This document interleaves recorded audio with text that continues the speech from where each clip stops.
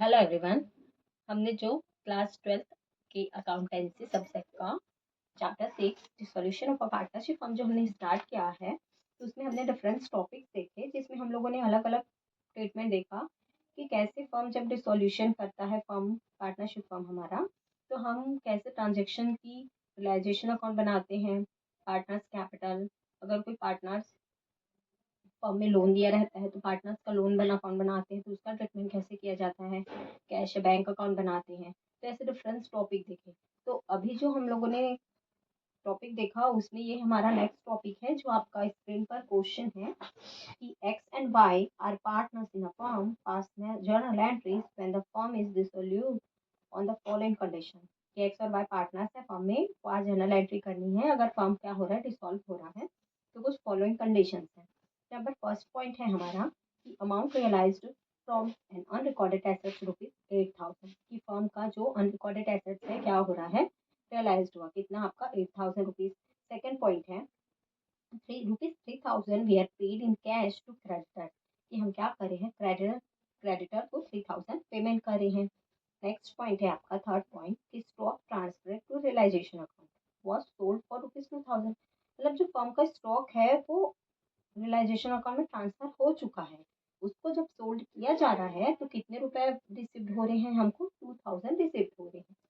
का जो next point है वो है ₹10,000 we are realised from investment. जो हमारा इन्वेस्टमेंट होता है तो उसको रियलाइज करके फर्म को कितना रुपीज मिला, ₹10,000। नेक्स्ट पॉइंट है डिसोल्यूशन एक्सपेंसेस पेड इन ₹800।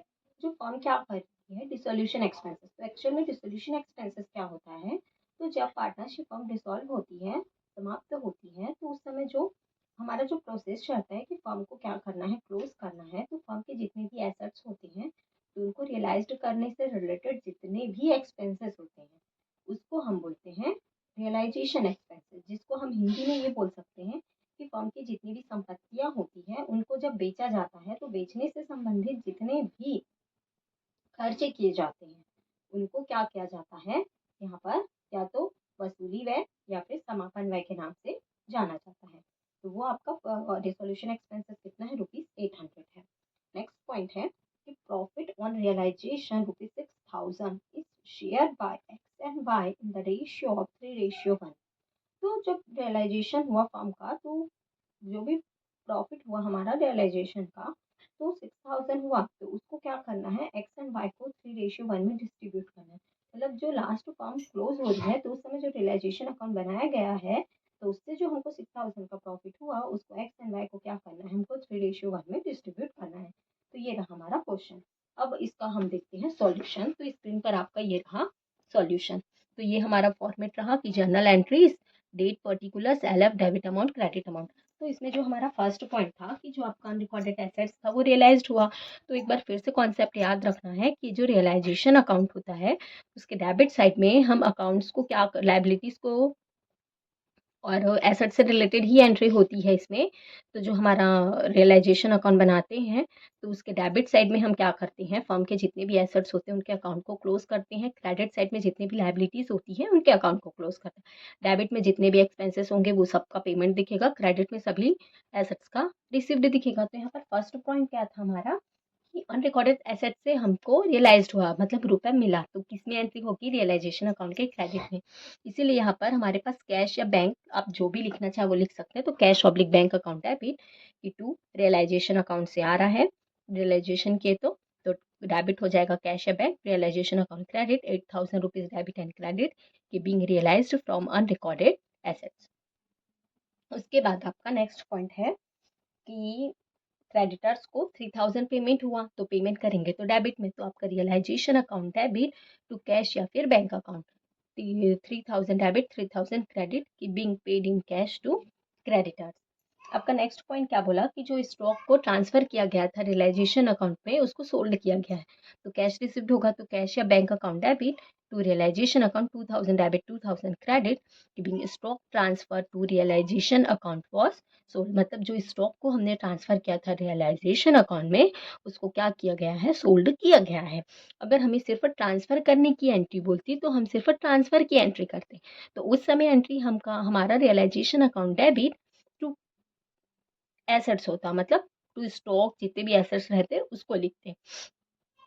यहाँ पर सोल्ड किया गया है, इसलिए कैश या बैंक अकाउंट डेबिट हुआ, रियलाइजेशन अकाउंट क्रेडिट हुआ है। ये रहे थ्री, मतलब हमारे थ्री ट्रांजेक्शन। आगे के ट्रांजेक्शन और देखते हैं।